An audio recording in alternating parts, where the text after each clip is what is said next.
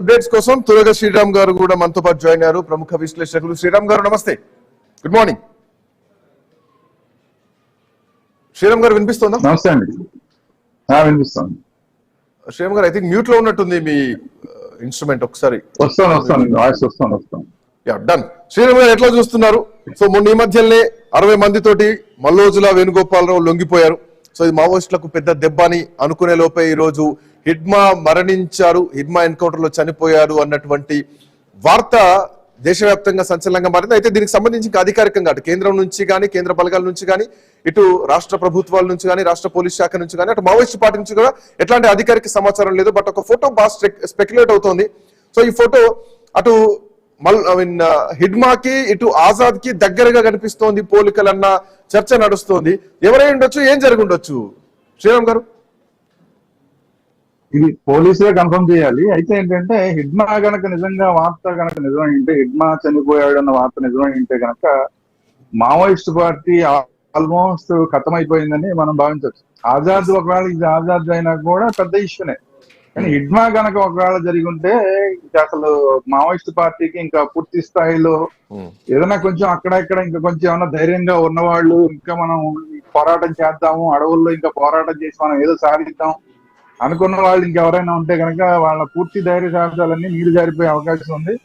ఎందుకంటే వాళ్ళలో అందరికన్నా ఇప్పుడు కొంచెం పెద్ద లీడర్లో కాస్త కోస్తా ఫైట్ చేయగలిగిన వయసులో ఉన్న లీడర్ ఎవరైనా ఉన్నారంటే హిడ్మానే. అందులో చాలా కీలకమైన వ్యక్తి. ఈ చాలా మందిని ఇంతకు ముందు సిఆర్పిఎఫ్ జవాన్లని చనిపోవడం కానీ, లేదంటే రకరకాల ఎన్కౌంటర్స్ సందర్భంగా ఇతని తప్పించుకున్న సందర్భాలు చాలా ఉన్నాయి, ఇతను అటాకులు చేసిన సందర్భాలు ఉన్నాయి. ఇంత స్థాయిలో అటాక్ చేసిన వాళ్ళు ఇప్పుడు యాక్టివ్ గా ఉన్న లీడర్లు ఎవరు లేరు. గణపతి లాంటి వాళ్ళు, వాళ్ళందరూ వయసు అయిపోయింది, వాళ్ళు ఏదో పేరుకి మాత్రమే లీడర్లుగా ఉన్నారు తప్ప యాక్టివ్ గా ఉన్నది ఇతనే. సో ఇతని ఆధ్వర్యంలోనే యాక్టివిటీస్ అన్ని జరుగుతున్నాయి. కాబట్టి ఏంటంటే ఇతను కనుక నిజంగా జరిగింది అంటే మాత్రం ఇది చాలా పెద్ద ఇష్యూ. అయితే ఇప్పుడు ఈ రోజు కాకపోతే రేపు కాకపోతే ఎల్లుండి వాళ్ళందరూ కూడా వాళ్ళు రోజులు లెక్క పెట్టుకోవాల్సింది. ఎందుకంటే కేంద్ర ప్రభుత్వం ఒక స్థిరమైన నిర్ణయం తీసుకున్న తర్వాత ఆ స్థిరమైన నిర్ణయానికి తోడు టెక్నాలజీ తోడైంది. ఇప్పుడు మెయిన్ థింగ్ ఏంటంటే టెక్నాలజీ తోడైంది. ఆ టెక్నాలజీ తోడైంది. దానికి ఏదైతే మనకి డ్రోన్ టెక్నాలజీ వచ్చిందో, డ్రోన్ టెక్నాలజీ వచ్చిన తర్వాత ఇంకా దాక్కునే అవకాశం లేదు. పగలపూట కానీ రాత్రిపూట కానీ దాక్కునే అవకాశం కనిపించట్లా. ఒక చోట నుంచి ఒక చోటకి మూవ్ అయ్యే అవకాశం కనిపించట్లా. ఎక్కడైనా ఏదైనా గోల లాంటి దాంట్లో ఉండాల్సిందే తప్ప. శ్రీరామ్ గారు మనకు ఒక బ్రేకింగ్ వస్తోంది. హిడ్మా చనిపోయినట్లు ఏపీ డీజీపీ ప్రకటించినట్టుగా ఒక బ్రేకింగ్ అందుతోంది.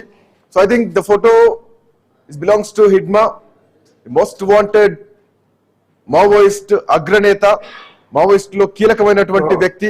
సో ఒక ముగ్గురు పైన మాత్రమే మావోయిస్టులు కీలకంగా దృష్టి పెట్టారు. హిడ్మా దాంట్లో ప్రధానమైనటువంటి వ్యక్తి.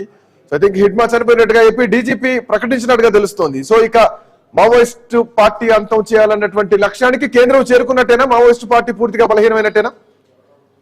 100% అండి. ఎందుకంటే గణపతి లాంటి వాళ్ళు ఉన్నా కూడా చేయగలిగింది ఏం లేదు. వాళ్ళు నడిపించే పరిస్థితిలో కూడా లేరు. గతంలో బాగా యాక్టివ్ గా ఉన్నారు తప్ప ఇప్పుడు యాక్టివ్ గా లేరు. అందుకనే ఇప్పుడు కేంద్ర ప్రభుత్వం ఏదైతే టార్గెట్ అనుకుందో ఆ టార్గెట్ 26 లోపు టార్గెట్ అనుకున్నది రీచ్ అయిపోయినట్టే. గణపతి లాంటి వాళ్ళు ఇంకా ఏంటంటే ఇమ్మీడియట్ గా లొంగిపోవడం బెటర్. ఎందుకంటే వాళ్ళు ఫైట్ చేసే పరిస్థితిలో కూడా లేరు, ఫైట్ చేయగలిగిన వాతావరణం కూడా లేదు.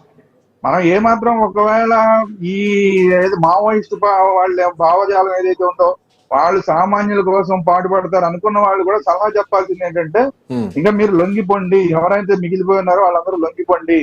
మీరు ఫైట్ చేయగలిగిన పరిస్థితులు లేవు, ఫైట్ చేసినా మీరు సాధించగలిగిన పరిస్థితులు లేవు.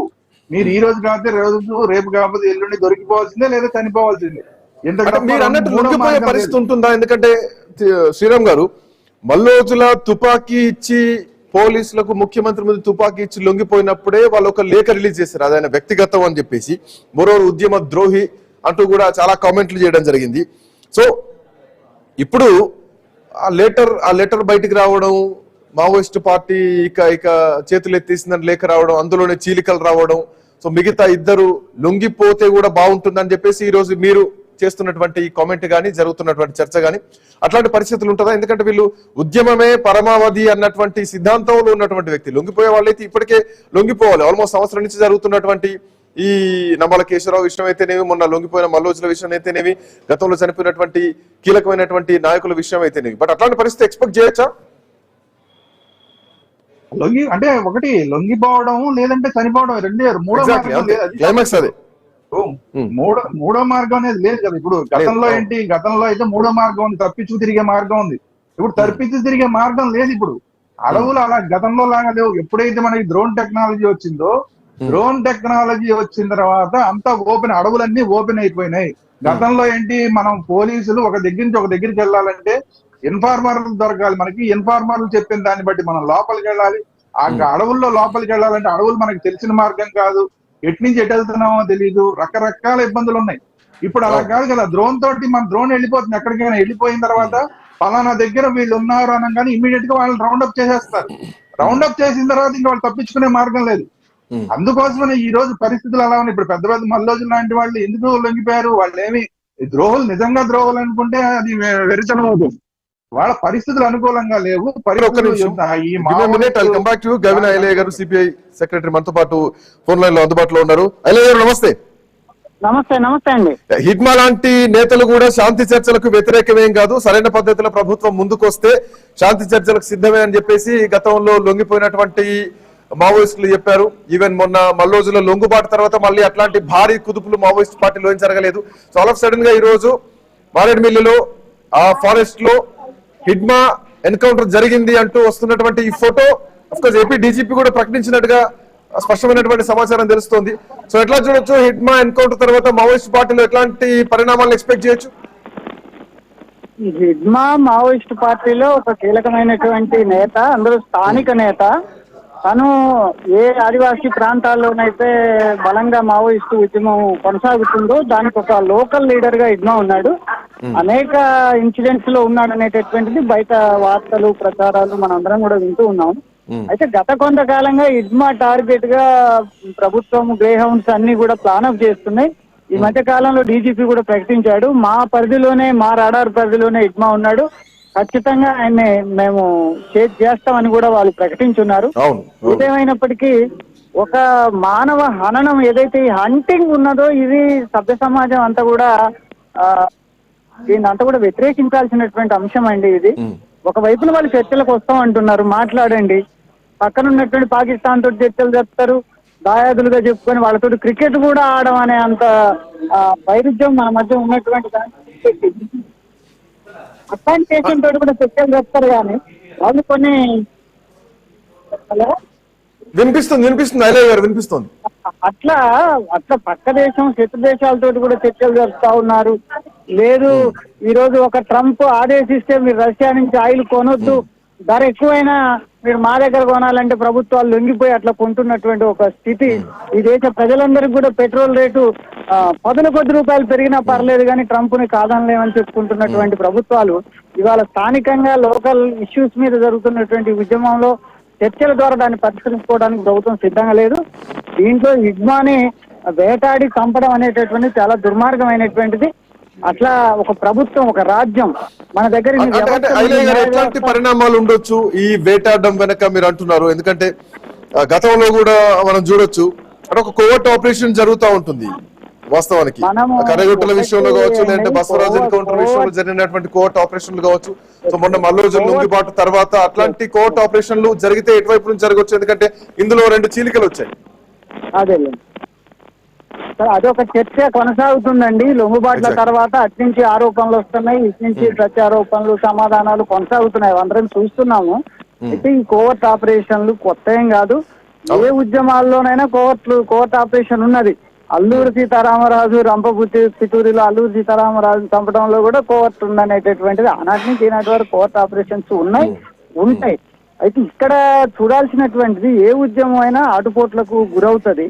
ఈనాడు వరుసగా జరుగుతున్నటువంటి ఎన్కౌంటర్లు, దాదాపు 700 మంది వరకు దుర్మార్గంగా హత్య చేయబడ్డటువంటి ఒక స్థితిలో లక్షల సైన్యం చుట్టుముట్టి చేస్తున్నటువంటి ఈ అధర్మ యుద్ధం కొంత నష్టాలని కలగజేస్తుంది. అయితే ఉద్యమం ఆరిపోవడం అనేటటువంటి ఒక నిర్బంధంతో ఉద్యమం ఎప్పుడు ఆగిపోదు, అది అనేక రూపాల్లో తిరిగి మళ్ళా తలెత్తుతుంది. ఎందుకంటే సమస్యలు అట్లనే ఉన్నాయి. బట్ అయినా గారు కొత్త రిక్రూట్మెంట్స్ జరగట్లేదు, పాత వాళ్ళు వయస్సు మీద పడిపోతున్నారు. సో ఇక ఆరోగ్యాలు సహకరించలేనటువంటి పరిస్థితి, సో అడవుల్లో ఉండలేనటువంటి పరిస్థితి. అంటే మీరు అన్నట్టు క్లైమాక్స్ ఒకటే ఉంటుంది, అయితే లొంగిపోవడమా లేదంటే తుపాకీ తూటాకు బలవడమా, ఈ రెండే ఉంటాయి. సో ఇక భవిష్యత్తులో అట్లాంటి పరిణామాలే ఉండొచ్చా? ఇక ఈ హిడ్మా మరణంతో మావోయిస్టు పార్టీలో ఒక అలజడి ఉంటుందా? కింది స్థాయి రెండో తరం ఎవరైతే మావోయిస్టులు ఉన్నారో, కింది స్థాయి నాయకులు ఎవరైతే ఉన్నారో, లేదంటే మావోయిస్టులు ఎవరైతే ఉన్నారో వాళ్ళందరికీ కూడా ఒక అభద్రత భావంలోకి వెళ్ళి ఇక లొంగుబాటే పరమావధిగా వెళ్ళేటువంటి అవకాశం ఉంటుందా? ఇప్పుడు గెలుపు ఓటములకు మనము దేని గీటురాయిగా తీసుకోవాలనేది కూడా చూడాలండి. మనకున్నటువంటి శ్రీలంకలో అక్కడ ఉన్నటువంటి తమిళ్స్ ను ఎల్టీటీకి వ్యతిరేకంగా జరిగినటువంటి దాంట్లో అందరినీ చాలా దుర్మార్గంగా వాళ్ళందరూ కూడా చంపేశారు, ప్రభాకరన్ తో సహా. ప్రభాకరన్ కొడుకును కూడా, చిన్న పిల్లగాని కూడా మత్తు బిస్కెట్ ఇచ్చి చంపినటువంటిది మొత్తం సభ్య సమాజం అంతా కూడా చూసింది. ఆ ఎల్టీటీ అయిపోయిన తర్వాత అది అనేక రూపాల్లో తిరిగి వచ్చి ఈరోజు శ్రీలంకలో ఏం జరిగిందండి, అదే రూపంలో ఉండకపోవచ్చు. రాజీవ్ గాంధీ హత్యలో కూడా ఆనాడు ఏదైతే శ్రీలంకలో భారత జోక్యం ఉందో దాని పర్యవసానం అనేటటువంటిది వాళ్ళు చెప్పారు కోర్టు దాంట్లో కూడా. అందుకని ఉద్యమం ఎప్పుడు ఒక ఇడ్మాతోటో మరొకళ్ళతోటో అయిపోవటం అనేది జరగదండి, అది అనేక రూపాల్లో తిరిగి ఉంటది. నష్టం ఎంత ఉంటుందో కసి గాని ప్రతీకారం గాని అదే లెవెల్లో ఉండే అవకాశం కూడా ఉన్నది. అందుకని ఒక ఇడ్మాని మరొకరిని చంపినంత మాత్రాన రిక్రూట్మెంట్ ఈ రూపంలో ఉండకపోవచ్చు. ఇవాళ నిలబడి వాళ్ళకో దేశం లేదు, మావోయిస్టులకు దేశం ఉండి ఈనాడు మన దేశంతో వాళ్ళు కొట్లాడట్లేదు. మన దేశం నడిబొడ్డు నుండి వాళ్ళు పోరాటం చేస్తున్నటువంటి వాళ్ళు కనుక వాళ్ళు ఓడిపోయినట్టుగా మనం భావించాల్సినటువంటి అవసరం లేదు.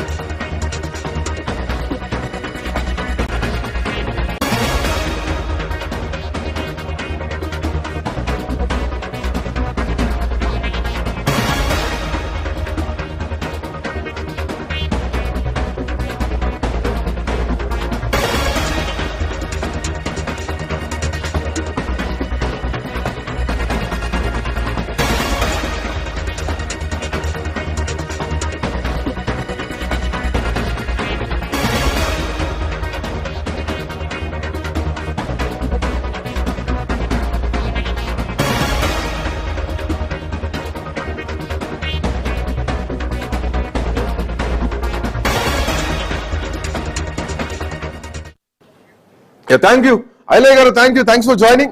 Thank you Sriram garu, thanks for joining. So I'll come back to you మళ్ళీ. మొత్తానికి హిడ్మా మావోయిస్ట్ అగ్రనేత, కేంద్ర కమిటీ కీలక సభ్యుడు, హిడ్మా ఎన్కౌంటర్ లో చనిపోయినట్టుగా ఆంధ్రప్రదేశ్ రాష్ట్ర డీజీపీ ప్రకటించారు. సో దీనికి సంబంధించి కేంద్ర ప్రభుత్వం, కేంద్ర బలగాల నుంచి ప్రకటన రావాలి అధికారికంగా. మావోయిస్ట్ పార్టీ ఎట్లా రియాక్ట్ అవుతుందో చూద్దాం. So anyway that's all for now. Next updates continue అయితే కీప్ వాచింగ్ ఐ